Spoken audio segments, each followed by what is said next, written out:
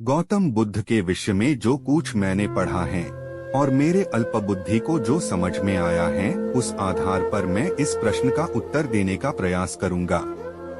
संसार का ज्ञान प्राप्त करने से पहले राजपुत्र सिद्धार्थ लगभग 6 साल तक उस समय के योग समाधि में अंतिम शब्द कहे जाने वाले अनेक ऋषि, साधु, योगी, ज्ञानी तथा महानुभवियों के शरण में गए थे। आज की भाषा में इसे शब्दबद्ध करे तो जिसे डॉक्टर, इंजीनियर या जो कुछ बनने की इच्छा हो वह विद्यार्थी 10वीं कक्षा से ही तैयारी शुरू कर देता है।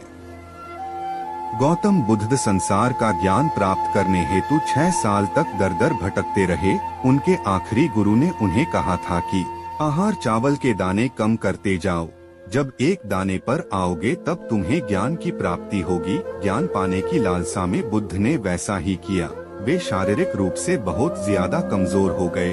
उनका पूरा शरीर बस एक हड्डियों का पंजर बनकर रह गया था। एक दिन वे बहते हुए पानी से दूसरी छोर जा रहे थे। जैसे ही वे बहते पानी के मुख्य धारा में आ गए, कमजोरी के कारण वे बहने लगे। बड़ी प्रयास से एक पत्थर को पकड़कर उन्होंने अपनी जान बचा ली और वे थके हारे आज के बिहार राज्य में स्थित बोधगया में एक पीपल के पेड़ के नीचे जा बैठे।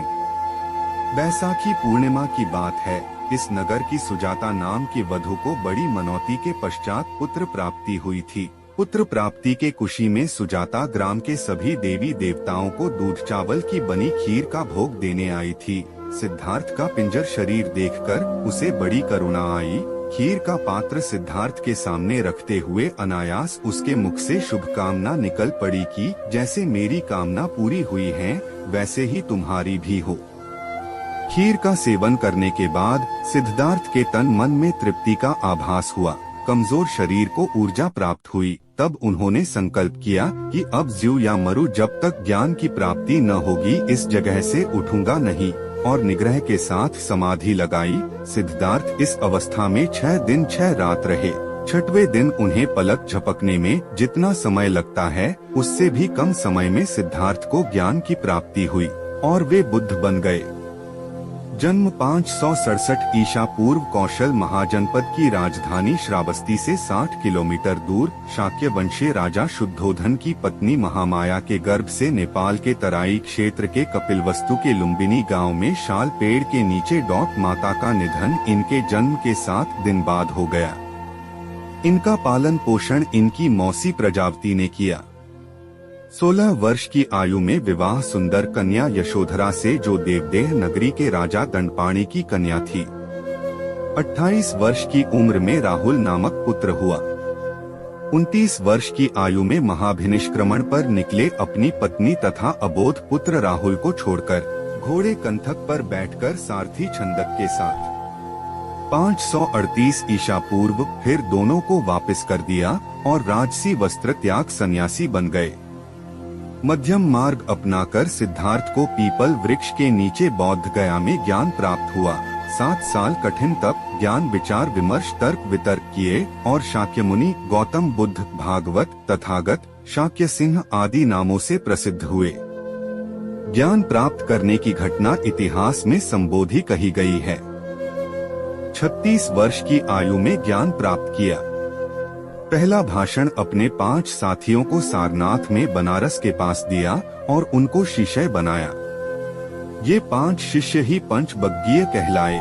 इस घटना को धम्म चक्र परिवर्तन कहा गया। इसके बाद धर्म प्रचार किया, शिष्य बनाए, भिक्षु बने और उनके लिए बोध विहार बनाए।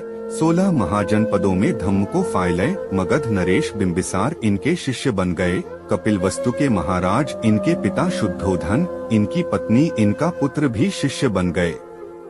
कौशल नरेश प्रसेनजित, अवंती के राजा प्रद्योत, कौशाम्बी नरेश वत्सराज, वैशाली के लिच्छवी, अलकंप के बुलिये, पावा के मल्लक, पिप्पलवंग के मोरी इनके शिष्य हो गए और बुद्ध धर्म खूब फैल 45 वर्ष प्रचार किए। शूद्रों पर अत्याचार का विरोध किया और अपने साथ अपने सेवक आनंद और उपली को बौद्ध संघ में प्रमुख पद दिए। वेद, यज्ञ, कर्मकांड और बलि विरोध किया। ब्राह्मण विरोध भी किया। अहिंसा, सत्य, अपरिग्रह, अस्तेय को अपनाने और जातिवाद के विरोध में रहे। ईश्वर को नहीं मानते थे, परंतु पुनर्जन्म में विश्वास करते थे और इसका कारण कर्मों का शेष होना मानते थे। लगातार 45 वर्षों तक बौद्ध धर्म का प्रचार कर अपने शिष्यों को अंतिम उपदेश दे चंद नामक लोहार शिष्य के घर अभक्ष्य भोजन कर बीमार हो गए और यह इनका अंतिम भोजन था। आनंद के कहने पर शिष्यों को अंतिम उपदेश दिया। तब ईसा पूर्व 487 में महानिर्वाण पद को प्राप्त हुए। इस घटना को महापरिनिर्वाण कहते हैं। वह ज्ञान था जीवन में दुरहक है, उस दुहक को कारण है और उसका उपाय है। मानव शरीर में ऐसी क्षमता है कि वह आंतरिक ध्यान साधना करके आत्मा और परमात्मा को अनुभव से जान सकता है। जब कोई साधक है आत्मज्ञान प्राप्त कर लेता है, तब वह परमात्मा को भी जान लेता है, क्योंकि दोनों स्वरूपत एक ही एक है।